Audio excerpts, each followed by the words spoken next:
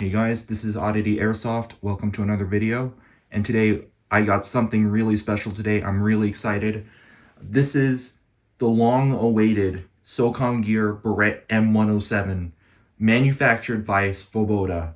Oh my goodness, I waited such a long freaking time for this to come in. I ordered this like a year ago and I had so many doubts of whether this thing was going to come in or not, but I'm so happy the manufacturers finally pulled it through and they started shipping things out this year, and it's here. It's finally here in my room. First off, I just gotta say, I've always wanted a 50 cal replica. Like, they're so impractical and pointless, but I just love them because just how big and intimidating they look. I just really love that 80s geometric boxy look to them, which is the same reason why I love the Mac 10 and the Uzi so much. I see it all the time in movies and TVs and video games, and I just love it so much. I'm a dude that really loves big guns. I got big hands. I got really long arms. Anything that's big, it's my favorite, I'm like the type of guy that really likes like LMGs and stuff like that. There's a lot of 50 cals on the market. Most of them are like AEGs. There are some Springers. Me, like when I see them, none of them really caught my eye, even though they got really nice prices and things. Like I was just not really into them. I'm really more of a collector, not a player. If you're a player and you're looking for something to skirmish, then those are probably the best option for you. But for me, whenever I see those, I'm not really interested in them, because whenever I see those, there's just so many like things to their externals that I just find inaccurate, details that I just kind of wished were a little bit polished up. A lot of things left to be desired, which is why I never really touched those. Me personally, I'm really more of a gas blowback kind of guy. I'm not really an AEG person. Sure, like I do own some AEGs in my collection, but I don't really use them as much as the gas blowback guns in my arsenal. So, whenever I buy an airsoft gun, like I buy it not just only for the performance, but also for the looks and just how accurately it replicates the real gun, both externally but also internally. I just really like kind of like the whole like mechanic, like engineering part of it. Anyway, I was not really interested in AEGs. As a whole, the whole idea of having an Airsoft 50 is just so impractical. It just makes you question, like, what's the purpose? Like, why would they even come up with an idea like that? Is it because of the barrel length? Is that why like people get a 50 cal? There's so much better options out there. Like you can just get like a DMR, like AR pattern, like airsoft rifle that'll have like a long barrel, like especially if you add like a mock suppressor on it, you could fit like a much more longer inner barrel inside, and you can pretty much have the same longer barrel and much more better accuracy in a much more smaller and lighter package than having a 50 cal. So the purpose of an Airsoft 50 is not really for like practical reasons. It's literally just for the fact that it's just a 50 cal, It's a big ass fucking gun. If you want to go for that, like honestly, I just think there's no point in getting an AEG. I just think, in my opinion, I just think if you really want a 50 cal, then you should just go all out on it, And I think that's what they did here. That's what I think Svoboda did, which is what I really liked about this, is they went all out on it. They made it steel. They made it a gas blowback. They made it a fucking shell ejecting gun. And I know there's a lot of people that don't like shell ejecting like guns, and I know there was a lot of people that were saying, like, wishing that Svoboda, instead of making this a shell ejecting, they just make it just like a regular gas blowback. Instead of chambering it like an actual like dummy round, they should just chamber in like a regular like 6mm BB. And to that, like, I can honestly kind of agree. That would probably make it a little bit more practical, but I'm gonna say it again. Having a replica of a Barrett 50 cal in airsoft as a whole, that whole idea of it is impractical. And because of that, I think manufacturers should just kind of embrace it, just like Svoboda did, and just go all out. Make the most realistic, most impractical airsoft replica ever. Like, I know it's a very unpopular opinion, but that's just my opinion, honestly. You just want a Barrett 50 cal airsoft gun because you just want a replica of a Barrett 50 cal. Like you don't get this just so you could get like the greatest performance ever, like in an airsoft game. That's what I'm trying to say. Okay, so how did I order this thing? I ordered this thing all the way in November 2023. So it's been like a little more than a year. I first heard of these things being back into production from SWIT Airsoft, and honestly, I couldn't believe it. Like, these things have been discontinued for, 8 years? I think these came around like in 2015 or so, like the first batch of these. When I heard that SWIT is saying that these things were going to be coming back into production, pre-order your thing now, I was like, these things are coming back. And, of course, the price tag of it, $2,000 for this. That thing is expensive. This is probably the third most expensive airsoft gun I ever bought. The other two most expensive airsoft guns I got was a DNA M16A1 and an Asahi Walther WA2000 replica. Both of those, I got those for $1,500. This one I paid $2,000. This is pretty much by far one of the most, if not the most expensive airsoft gun I've ever purchased. Looking at pictures of the earlier release of the Svoboda M107, just the whole build quality of it and just all the features it has, I don't know, it was really realistic and I was really tempted to buy one. Back then I had the money. I had the money saved up for it, so I'm like, might as well. So I first pre-ordered this from SWIT. Not gonna lie, I really didn't like their customer services. I heard like a lot of really, really bad reviews of that website, especially when it comes to like really poor response time, really, really bad customer service. If I'm gonna be dropping $2,000 for something like that, like it's gotta be at a place that's legit, that's gotta have like really good top-notch customer service. And that made me feel really uncomfortable. I wanted to get a refund. They didn't respond. They don't read their emails. I waited for like a month for them to get back to me for a refund. They don't respond. And so what I had to do was file a claim with PayPal, and that's how I got my money back. Honestly, I wouldn't recommend getting anything from SWIT Airsoft. Like, they don't seem like a very reputable company. Maybe they were at some point, but then maybe their ownership changed, and now that whole website is just been like run down. So I really wanted to get this gun though. At that time, I thought it was only SWIT that was accepting pre-orders. But then I found out that JK Army was also accepting pre-orders for this gun as well. Now JK Army is a much more better company. I bought many things from them many times. Their shipping is very quick, very great customer service, very great response time. I highly recommend JK Army. So I trusted them way more. That's where I pre-ordered it.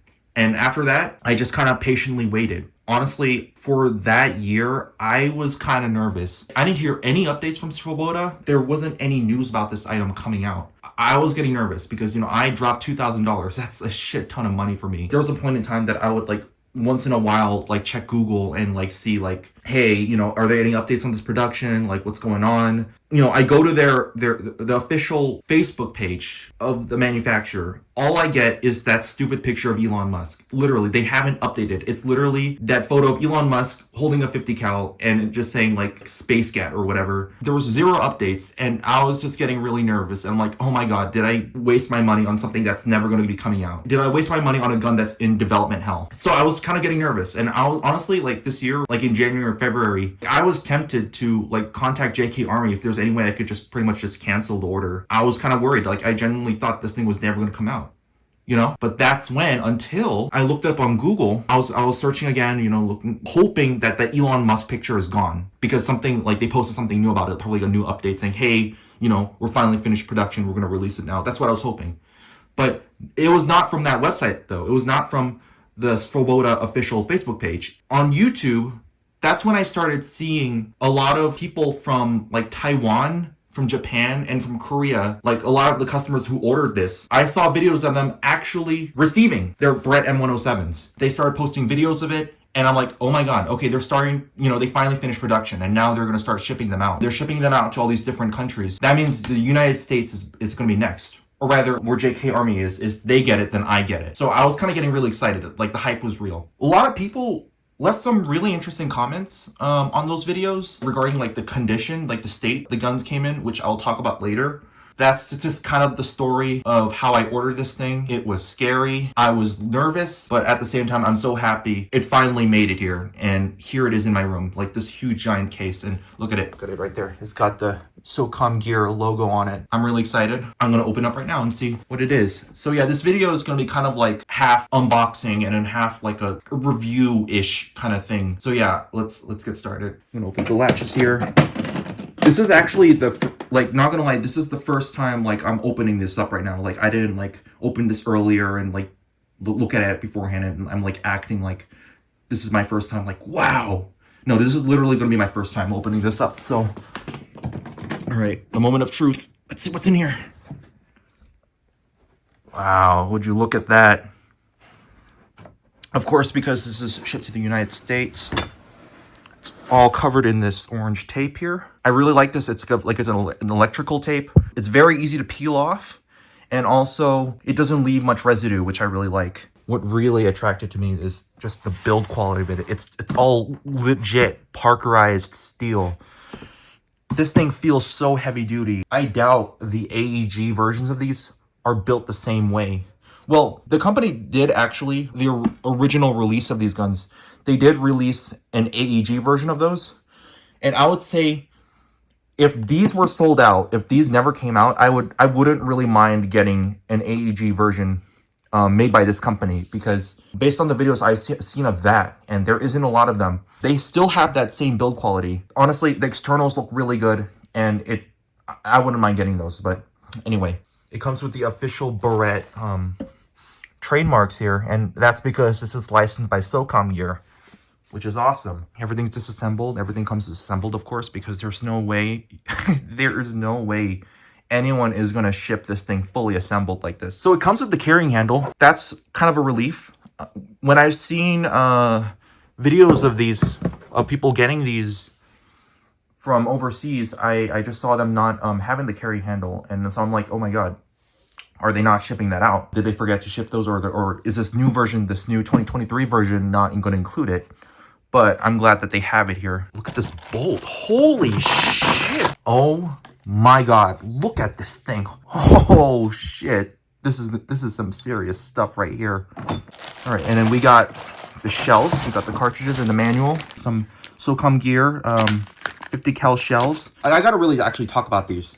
So in the initial version of this gun, when it came out like 8 years ago, these were actually CO2 powered, and I believe were 8mm. Correct me if I'm wrong. This gun actually would come with an adapter that you would screw like a CO2 tank in, and you would fill these up the same way you would like an APS shotgun shell. The original run of these guns had some kind of firing mechanism where it took the gas from these shells and propelled the BB and at the same time actuated the bolt. This new 2023 version is not that. This is literally just a hollow brass shell, chamber 6mm. The whole blowback function of this gun is no longer dependent on these shells. The blowback action is now HPA powered, which is why they include this here, which is the CO2 regulator. The videos from the other countries, like especially from Taiwan or Japan, they were actually kind of really critical about that. They really wished they were like the old model where they were like powered through the shells. They're just saying like,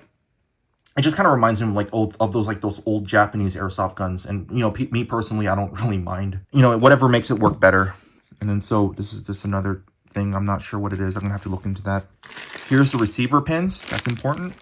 And then I believe, yeah, these are like the manuals and stuff. So instruction guide and everything. And I like this. Look at this. This looks like an official, like an actual Barrett 50 cal manual. Like something like the military would issue. Has that very like simplistic look to it, which I really love. Comes with the bipod, of course. It's like the M60 style bipod. And then it comes with that magazine. Look at that shit. It's big. This thing is massive. Oh my goodness. You are playing with power. Look at this thing. This is huge. And I love this. I love this. It has the Barrett name on it right inside the follower right there. So there you go. That's all included in the box. Lower, upper, magazine, and all these parts. I can't wait to put it together. Gotta get a shot of me unwrapping this orange tape off the muzzle device. Oh yeah. Yeah, look at that. Alright, so I finally finished the installation. It was pretty easy, very straightforward. Of course, there was just like a few things I didn't know, like the pins, for example. I didn't know that there was a button to actually release them out of the holes. Look at these pins right here. You can't pull them out until you press that center button right here, and then that's when it comes out. You see? Put it there. So you press that, it comes out. How I found out was when I was installing the bipod, I realized that I put the bipod upside down. And so I was trying to release that pin, but it wouldn't come out. And so I was trying to hammer it out lightly with a rubber mallet and a punch set, and it still wouldn't come out. And then that's when I realized that this was a button, and I'm just like, I felt really dumb. So that I had to kind of figure it out. Excuse me, I don't really know much about the Barrett 50 cal I did fire a 50 cal. The only one I know is the GM6. Like, that's the only one I fired. I don't really know much about the Barrett 50 cal, so there were just some things I had to like look up a little bit, especially when it came to installing the barrel. But other than that, it was pretty straightforward, really easy. You know, after assembling it together, I also know that there were just kind of like just a few little scuffs and scratches on the body. Apparently what happened is because these guns, before they're shipped out to me, they are actually tested twice. The first test is done at the factory, and then the second test is done at the retail store. You know, just to make sure that there's no defects, make sure it's not a lemon, it works properly. So that's kind of relieving. You know, I'm dropping $2,000 on this. I don't want to, that's going to be one expensive paperweight. So that was that. The size. After assembling this together, holy shit, this thing is big. This is probably the biggest airsoft gun in my collection. In fact, let's do a little like really quick fun size comparison. Okay, what's a gun everyone has? How about a high kappa? A high kappa, let's see. See, we got a high kappa right here. Let's put that right next to it. See how big that is. Look how massive that thing is. Oh my god. Let's see what's the biggest gun in my collection. I wonder if this like trumps all of them. Okay, here we have a Marussian M1 Garand. Let's put that right next to there. See, definitely small compared to the 50 cal. All right, how about an M60? Next to it right there. Still makes the thing look really puny. Look at that. How about this, a Dragunov? Let's try this one. That right there. It's getting closer. This is actually the closest any other gun has gotten to the size of this, but still much smaller than the 50 cal. Let's try an RPG-7. Let's put that right there. Okay, now that's the closest. Look at that. Wow, it's still smaller though. It is still smaller. Okay, we're getting to some really big stuff. A JC Browning BAR. The RPG was still bigger. Okay, this is the biggest gun I got. If this is still bigger than this, then this will hold the record for the biggest gun in my collection. All right, here it is. A VFC PSG-1. Right there. Oh my goodness, look at that. Tiny. Absolutely tiny compared to the 50 cal. I think for all this time the RPG held the record, and now it is finally broken. Make way, because there is a new big gun in town. Now the size comparison is over. Let's do the feeding test. Now, I was originally going to do a shooting test, like use that hose and put like a CO2 cartridge in there and, you know, see if it runs or not. But I just found out that the CO2 cartridge I have, which is a very big one, does not fit into that adapter. I can't do the shooting test now, so I think I'm going to probably make that a part 2. Once I get the CO2 cartridge, I'm going to put it in, I'm going to record myself like test firing the gun and see how well it works. Let me just put the magazine in. Locks in like an M14 or like an AK. I probably don't have much of the things that I need to make it work for now. I do have a paintball tank. Filling that thing is a bitch. I don't know any paintball places near me. And even if I find one, they are miles and miles away. Probably like a 30-minute drive or more. There's no way I'm going to drive all the way there just to fill it up. I do have a bicycle pump designed specifically for filling up those HPA tanks. That thing is a workout to use. You are going to sweat if you use that thing. It's so much cardio. You got to pump that thing repeatedly, nonstop for hours to fill it up. And even if you do, like the pump will start to break. Like it'll start forming like condensation, like it gets stuck. It just becomes almost impossible to pump it, like, or have any air flow into that tank. That thing was a pain, so I'm not going to use that. So I think the best option for me is to just order a CO2 tank, like the right CO2 tank from like Amazon or whatever, and have it delivered and make a part 2. All right, so let's do the feeding test. I'm going to pull the charging handle. Feeds in. Let's pull the trigger. All right, nothing's going to happen. There's no hammer in this gun, so it's a very kind of like very squishy trigger. It does have a very nice click though, but it's not like a regular like traditional gas blowback rifle. All right, let's do the ejection. Oops, it's not good. All right, let's try again. All right, load it in. Maybe a little bit slower this time. I don't know. Feeds in. Maybe it's because my hand's in the way. Okay, let me try to go back and do this then. Okay, that worked. Load it in. That was a weird ejection, but it worked. You know, I'll take it. Oh no, that's not good. It's not supposed to do that. That'll cause a jam. All right, let's try this again. Yeah, I've seen those people in Taiwan or Hong Kong or wherever, whenever they try doing that, they actually get very similar issues like that as well. Load in here. All right, chambered in. Okay, that worked. I'll take it. Okay. All right, that worked. Okay, that's not bad. Overall, I think the ejection's really weird. Something about it just looks odd.